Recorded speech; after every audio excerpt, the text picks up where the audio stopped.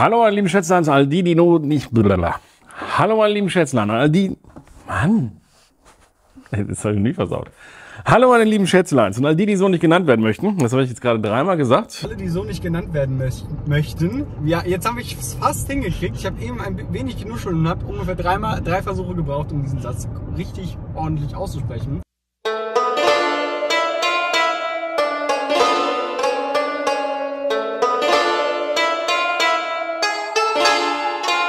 Ich habe die Begrüßung, die ich auf 850 Videos habe, heute tatsächlich zweimal versemmelt. Egal. Dafür versemmeln wir nicht die wunderbare Vorstellung einer Hannat in einer Weltpremiere hier mal wieder auf dem Kanal. Ich glaube, kein anderer hat sie jetzt gerade online, außer vielleicht Hannat selbst. Ihr seht schon, euch kommt das Design bekannt vor. Das kann sein, das ist nämlich die 417 ES. Aber in einer neuen 1954 Edition. Bevor wir jetzt in dieses Video einsteigen, gebt dem Video schon mal einen Daumen hoch und abonniert den Kanal, wenn ihr das noch nicht getan habt und zum ersten Mal meine Videos schaut. Jetzt geht's los.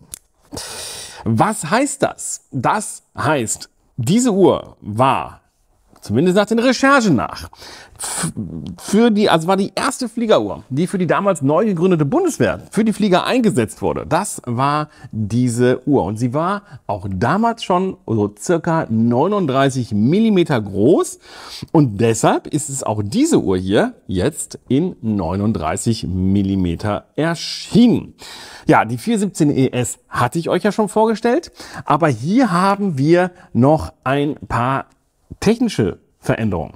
Denn die Uhr ist nicht nur ein wenig stoßgeschützt, sondern zusätzlich auch noch antimagnetisch.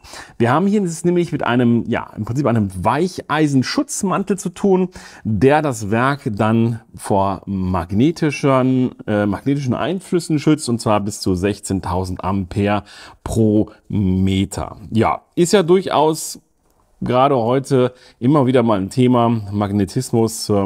Tatsächlich kommt die ein oder andere Uhr rein, die nicht mehr sauber läuft, weil sich das Werk tatsächlich ein wenig magnetisiert hat. Das ist kein großer Akt, es zu beheben, aber ihr braucht dafür ein spezielles Gerät, das das Ganze wieder in den Ursprungszustand versetzt. So, was ist noch neu an dieser Uhr, die im Übrigen auch mal der sehr bekannte Steve McQueen trug? Wenn man, sag ich mal so, das, was man so, den Sachen, die man liest, glauben kann, hat er sich die damals auf einer Deutschlandreise selber gekauft. Das war also kein Sponsoring oder sowas. Und das finde ich viel aussagekräftiger, als wenn man so eine Uhr dann halt gesponsert bekommt. Das war eine Uhr, die hat ihm selber gefallen. Die gibt es in ganz vielen Varianten online auf Bildern. Müsst mal eingeben, Steve McQueen Hannat. Das ist ganz interessant. Ich hatte überlegt, euch auch mit nacktem Oberkörper und dem Löwenkopf hier oben drauf ebenfalls die Uhr zu präsentieren. Ich wurde überstimmt. Man meinte, es könnte zu verstörenden Bildern führen. So, also eine, tatsächlich waschechte Steve McQueen, Liebhaberuhr sozusagen. Ich werde diese Steve McQueen Uhr jetzt mal an meinen Arm. Ja, ich werde sie nicht packen. Also ich kriege sie gar nicht zu. Okay, sie ist logischerweise für schmalere Arme gedacht. Ich zeige euch die trotzdem an meinen Pranken. Vielleicht zeige ich sie auch nachher nochmal, vielleicht an Daniels Handgelenk. Der hat nämlich mit 17,5 deutlich schmalere Arme. Und dann sieht das Ganze auch proportional wieder besser aus. So, was haben wir noch neu? Also das Läppchen hier drunter, ihr wisst, das ist ja nicht mein Fall. Das ist nicht neu und verdeckt auch was Schönes, was neu ist. Und zwar hat Hannat hier drunter erstmalig jetzt einen geprägten Boden. Und ich finde, das sieht sehr schön aus und sollte doch nicht unter dem Lappen verdeckt werden. Ja, ich werde jetzt wieder von den Puristen wahrscheinlich gesteinigt, dass ich hier das als Lappen bezeichne und dass das natürlich wichtig war und so weiter. Hey, ist mein Gusto, jedem das Seine. Am Ende des Bandes sitzt eine, vielleicht sollte sie der Schließe von 1954 nachempfunden werden, aber die Schließe ist echt so, Für mich so ein bisschen No-Go, da könnte man so ein bisschen nachbessern. Die ist mir einfach zu schlicht, zu einfach gehalten. Passt eigentlich nicht zum wertigen Eindruck der Uhr insgesamt, denn das ist sie wirklich. Es ist wirklich ein tolles Gehäuse geworden wieder. Wir haben mattierte Seitenflanken, darunter ist interessanterweise so ein Stück weit raus. Das Gehäuse geht etwas runter noch und also es schließt, wie soll ich euch das erklären? Es schließt nicht ganz ab, sondern man hat hier eine mattierte Fläche und darunter gibt es nochmal eine Hochglanzfläche und damit unterteilt sich das Ganze ein wenig. Das sieht sehr schön aus. Wir haben eine gerändelte Lünette, beidseitig drehbar mit dem typischen Hanhart, mit der roten Markierung auf 12. Die Zeiger sind aufgrund des Glases wieder nach vorne hin für den Parallaxenausgleich gebogen. Ja, ein extrem klassisches Ziffernblatt, so wie sie eben auch 1954 auf den Markt kam. Und das wird sicherlich Fans von Fliegeruhren und solcher klassischen Uhren absolut begeistern. Was ich auch schön finde, ist, diese Uhr wirkt, ich weiß nicht, ob das an der Rändelung liegt oder ja, das ist eher so ein Silber. Ja, es ist jetzt nicht so ein Stahl-Look, sondern es sieht eher aus, als wäre das Silber. Und ja, das gefällt mir gut.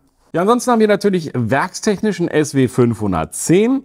Das Interessante daran ist eben, dass wir hier Bicompax haben. Das heißt, links und rechts die Totalisatoren gibt natürlich, mal davon abgesehen, dass das Original auch so war, ein sehr harmonisches Bild ab. Und was ich auch gut finde, die Krone ist zwar jetzt hier nicht verschraubt, aber die Uhr ist, trotzdem sie eine Fliegeruhr ist, bis 100 Meter wasserdicht. Das finde ich immer sehr schön, wobei mit einem Lederband solltet ihr ohnehin ja Wasser vermeiden. Aber wenn ihr euch da mal was anderes dran machen solltet, dann habt ihr zumindest eine Wasserdichtigkeit von 100 Metern. Das finde ich auch sehr fein. Preislich liegt die neue Hanhart bei 1.980 € und ist jetzt ab sofort bei Hanhart und natürlich ja, angeschlossenen Händlern, Konzessionären erhältlich. Und ja, ich weiß nicht, kann mir vorstellen, es wird wieder so eine Uhr sein von Hanhart, die sehr schnell vergriffen sein wird, weil es wirklich ein lang erwartetes Modell ist. Weil mir jetzt gerade auffällt, ist kanneliert und gerändelt eigentlich das Gleiche? Das könnt ihr mir mal in die Kommentare schreiben und dem Uhrenratgeber ein wenig belehren oder auch mir zustimmen. Das weiß ich natürlich nicht, aber für mich ist das fast das Gleiche, oder? Schreibt es mal in die Kommentare. Für die Alcantara-Fetischisten unter euch sei gesagt, dass hier der Innenbereich Alcantara ist und natürlich dementsprechend ein sehr schönes Tragegefühl gibt.